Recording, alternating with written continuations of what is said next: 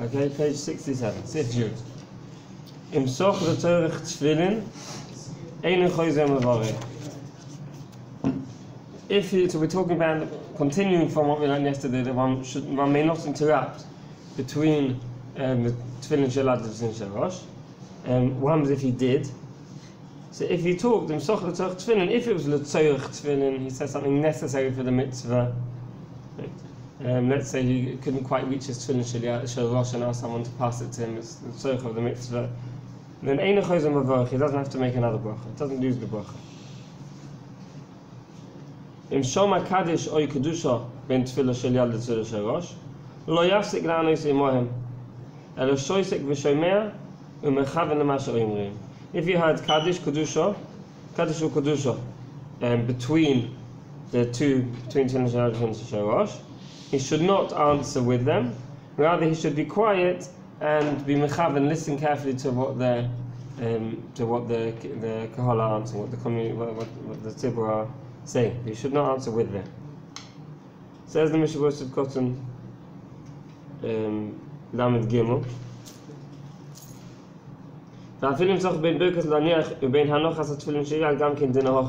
Even if he spoke in between making the bracha on the Shel Yad and putting on the Shel Yad, it's the same halacha. If it's the Tzorech the Tefillen, then he doesn't lose the bracha. So it means that an interruption is by the individual speaking, not by hearing. Correct. If he was quiet and he just heard, you're saying. And he should be focusing on what he's hearing at that moment. We're talking about with Kaddish and Kedusha. Yeah. Yeah, with Kaddish and Kedusha, we said he should be quiet and listen. Right. Yeah. So, Lamed Gimel sounds like it should be considered a hefsek. Because you said the bracha and you're supposed to do it abur asiyasan, but he spoke in the middle, so that's still. The thing is, it's L'Tzorech HaTefillen, it's okay.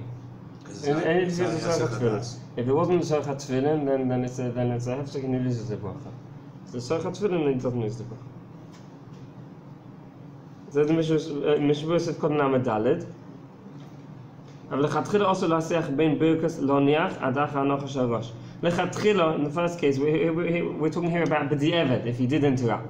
But one should not make any interaction between making the bracha on the Shel Yad, the beginning of the mitzvah, making the bracha on the Shel Yad, and the very, very end, which means after he's put on the Shel Rosh. There shouldn't be any interruption. Even if it's necessary for the mitzvah, unless it's impossible for him to avoid it. There's no way he can do it without it. He has to talk. There's no other way of fulfilling the mitzvah. On Chol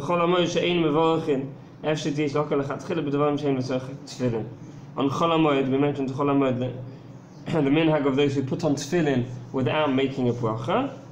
Then the MISHNA Berura says maybe we can be making lechatchila to talk for Dvarim which are l'soch tefillin. Right? That he's been putting on tefillin without a bracha, so the rules of interruptions are less stringent, and he can lechatchila talk l'tzorech tefillin instead of b'di'evet. Normally lechatchila he shouldn't talk l'tzorech tefillin, but if he did, he doesn't lose the bracha. Yeah. Says MISHNA Berura Kol Lamed Hey lo yafsek v'afilu la'anos omein ha'bracha zu gufo. Even to answer Amen on the same bracha, here's someone, this person next to you is putting on his tefillin, and he makes a bracha lo niach tefillin. Says to answer Amen on the bracha of tefillin, even that you can't do. Unless his friend is being motzi him with the bracha, for whatever reason, and his friend is saying the bracha for him, saying al mitzvah tefillin, to be motzi you, right? Then you can answer Amen, because you're being yotze with his bracha, and it's not an interruption. He's putting on tefillin for you? Let's say you're both putting on tefillin, you and the person next to you are both putting on tefillin. Okay. And he's making the bracha mitzvah tefillin. Let's say, and someone who doesn't know the bracha so well. So he's asking the person next to him to be motzi him with the bracha. Reuven and Shimon. Reuven doesn't know the bracha so well, so Shimon's making the bracha for him. Right? So then you can answer Amen, because he's being yotze with the bracha. It's not a hefsek. So he's not going to make the bracha at all in that situation. Right, this is... He will not Kiddush. make the bracha Correct, at all correct, in that situation. correct, correct. And in that case, that means not to have to. Does that work by lulav also? If someone's doing lulav and I'm doing it at the same time, they can make a bracha and I can see amen and be yotzei. Yeah. So, Try it.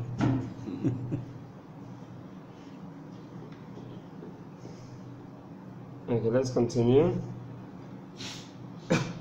Lamed Vav.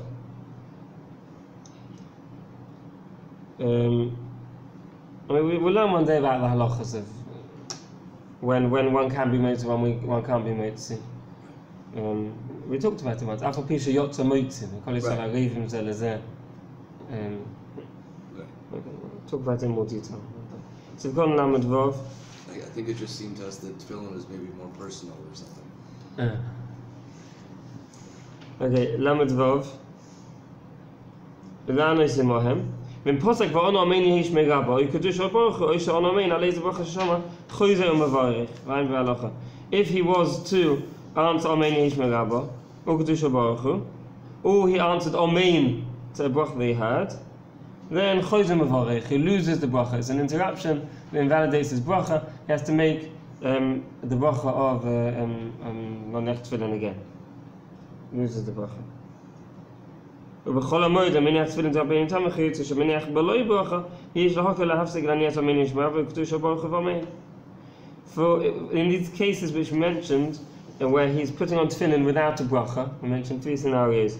Chol HaMoed, tefillin tרבנים tam, or he's placing on tefillin without a bracha. We mentioned, for example, he's already made the bracha, he's taken them off and he's putting them on again. So he's not making a bracha. In all these three cases, then he can answer these interruptions. Amen Yeshua B'Kedusha Baruch Hu, and an Amen he can answer them. However,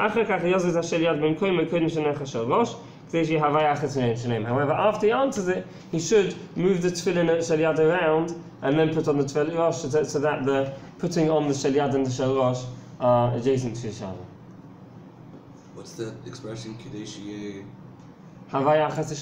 That's what we mentioned yesterday. The reason why one has to make sure that there's no interruption between the two of them is because it says in the pasuk v'hoyo. It should be v'hoyu. V'hoyu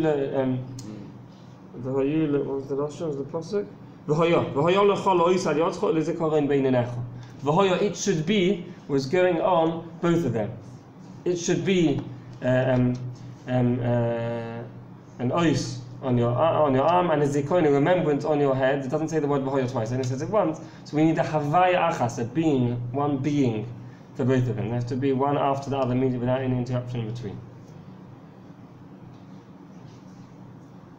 Okay, so we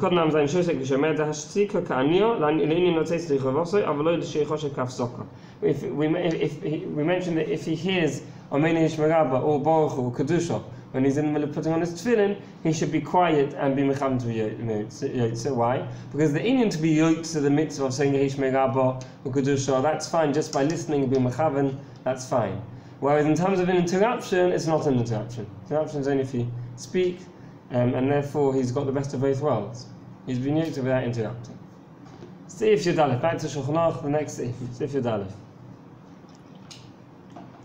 Achar shekosher shel yad al hazroya, yaniach shel rosh kodem sheyichol haritzua soviv hazroya.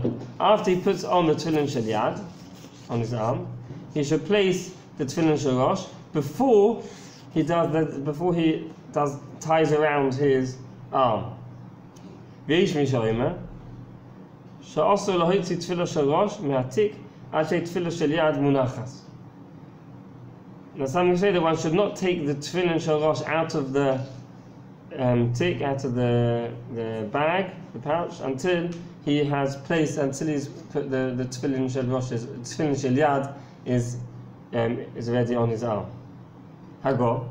V'af im shnehem lefonov chutz latik. Even if both of them are already outside the tick, outside the pouch.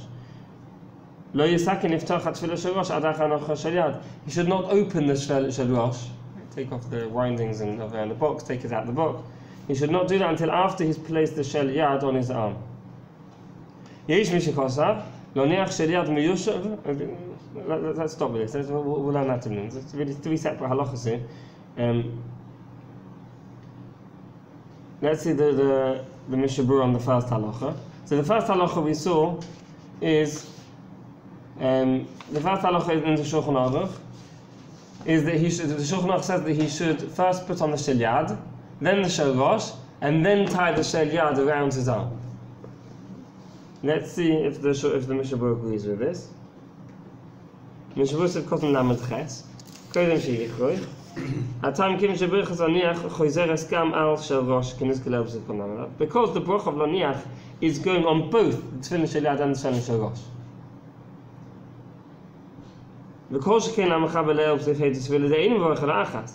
Even more so according to the opinion of the Shulchan Aruch, who holds that one only makes one bracha. According to the Shulchan Aruch, one doesn't make another bracha.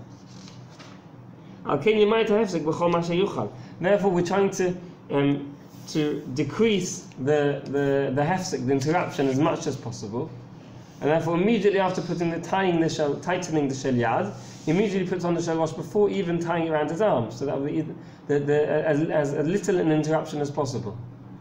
If he ties the krichos around his arm, it's going to take more time and it's more of an interruption. And therefore, the Shulchan Aruch holds that one should not do that in between. There's two kinds of wrapping. There's the arm and the hand. The arm and hand, yeah. We're talking about the arm now. They're both called krichos. They're both called krichos because they go round. Right? So we're talking about the ones on the arm. The Shulchan Aruch holds even before the ones on the arm.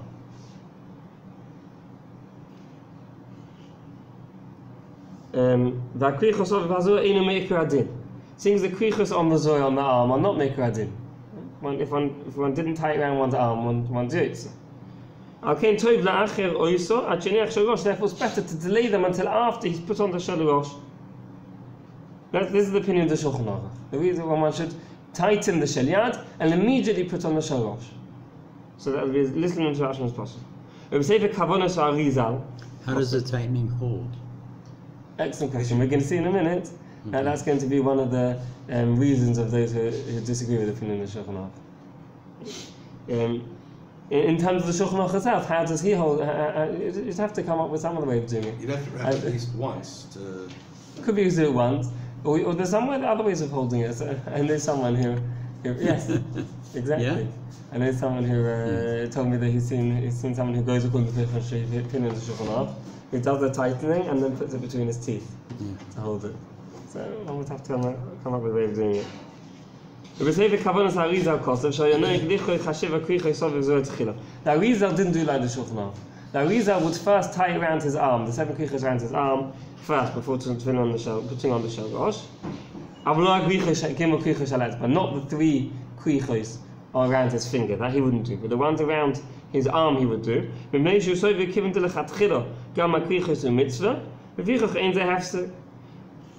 Because the thing is, it's part of the mitzvah, even though it's not ma'akiv, it is part of the mitzvah to wind around his arm, and therefore it's not a hefsek.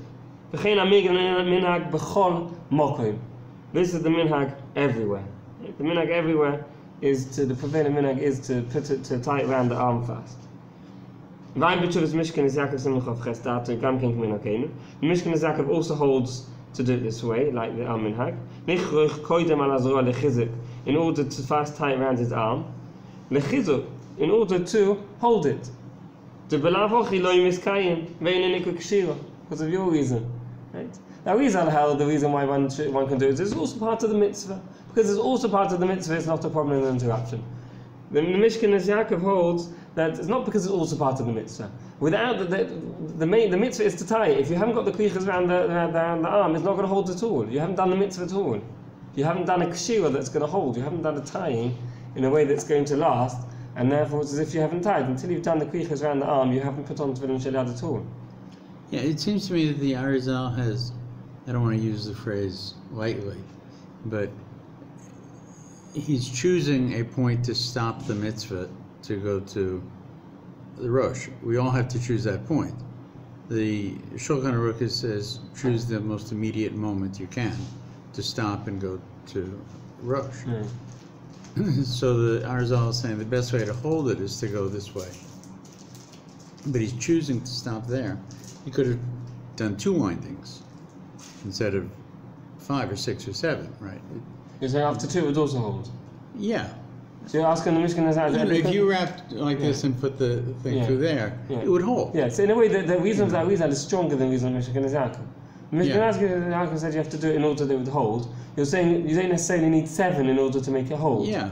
Whereas according to the Arizal, I don't know, seeing as it's part of the mitzvah to do 7, one can do it even though it's not necessary for holding it. But isn't part of the mitzvah actually also wrapping the hand?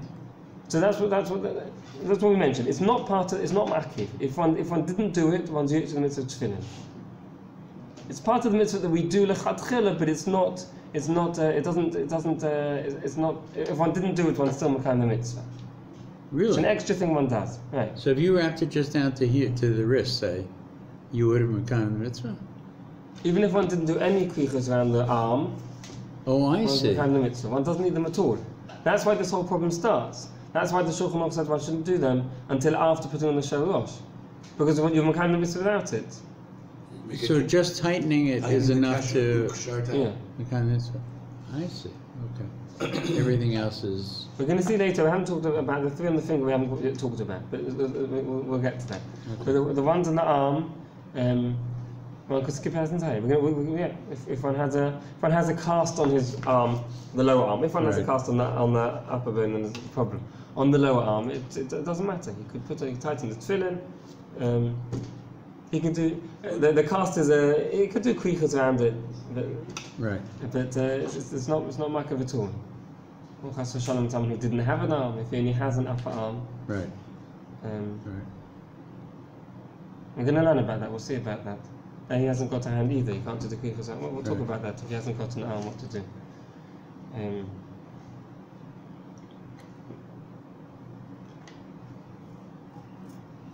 Okay. So where are we up to? After Eino Nikra Kshira. The 6th or 7th line now. So now we're going to look at Sham. Because of Zeva Matimoshem, Shama Kaddish Ukdusho Achash Berich Al Shel Yad, B'michrich Lo Yihi Elo Pnai Laniach Shel Rosh V'Anos. So if he heard Kaddish Ukdusho after he put on the Shel Yad, and he knows that if he does the if he does all the tyings around the arm and then puts on the shalosh, he won't be able to answer. He's going to miss Amina Yishma Rabba. Right. So what should he do? Im yochel hadik b'mikdash lo yomash. One second. Im shomer tzikutu shokadu achash b'shel yad. Im yochel yelu pnai laniach shalosh. Laniach shalosh kodem akrichos. Im yochel hadik b'mikdash shlo yomash hatzashen shel yad b'mkoyma. Right. He's put on the shel yad. The killer just getting to Kedusha Baruch Hu or Kaddish. Right? If he starts doing the 7 tyings and the shalosh, he's going to miss it. If he can hold it in a way that it's not going to become undone, and then put on the shalosh and answer, then he should do that.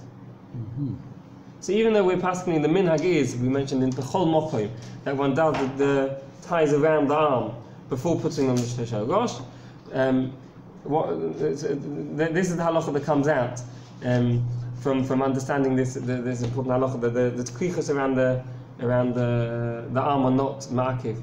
Is that if one's going to miss Kedusha Baruch Hu, Kaddish Kedusha Baruch Hu, because of it, then one should not do the tyings around the arm. One should hold it in a way that it doesn't become untied, doesn't become loose, put on the shalosh, and answer. And you don't have to straighten the shalosh either. Shalyat. No, the shalosh. What do you mean? Well, there's 2 stages to put it on. You put it on your head, and then. Well, it has to. If it's not in the, one says the bracha, puts it on, and tightens it. And it should be in the correct place as well. If it's not in the middle, then he's not wearing tefillin. Just like your arm has to be in the correct place. It's not in the correct place. He has to make sure it's in the correct place.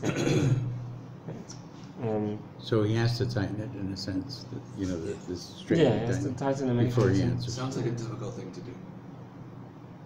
Yeah. To keep this tight while because you need 2 hands to put your.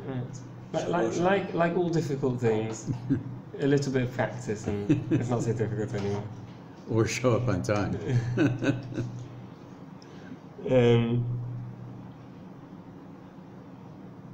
Okay, where are we up to? So, Kodem Namates. She'osa. 5 lines from the bottom. So now actually,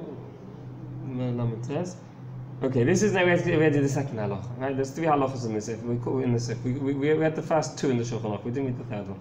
But the second one, which we read already, is not to take the tefillin shel rosh out of the pouch or out of its box until after putting the shel yad, until after tightening the shel yad on his arm, and according to what we've learned in the MISHNA Berura, until after doing the 7 krichos around his arm. Says the MISHNA Berura called Namates. Haina afilim yirtzel hotzia shel rosh v'shel yad shneim b'shovah min hatik. Even if he wishes to take both the shel rosh and the shel yad out of the tick together. If he takes out the shel rosh, puts it down, unties it, and then takes out the shel yad, then he's got problem in mavir and mitzvahs. He's putting down the shel rosh. Even if he's going to do them together, right? He's going to take them out. He's going to have them both in his hand at the same time. Right? Even so, if he has both in his hand at the same time, it's not a problem in mavir and mitzvahs. He's not passing over the shel rosh to get to the shel yad, because the shel yad is just as close to him as the shel rosh. He's not passing over a mitzvah. But even in this case, where he's managing to take them both out the tick together, out the pouch together, and therefore he hasn't got a problem of Eimah V'Yonah Mitzvah. He's not putting down the shel rosh in order to take the shel yad. Even so, there's reason pi Kabbalah. Rabbi Eliezer mentions reason pi Kabbalah, and not to do this. One should not take the tefillin shel rosh out of its pouch until after he's put the shel yad on.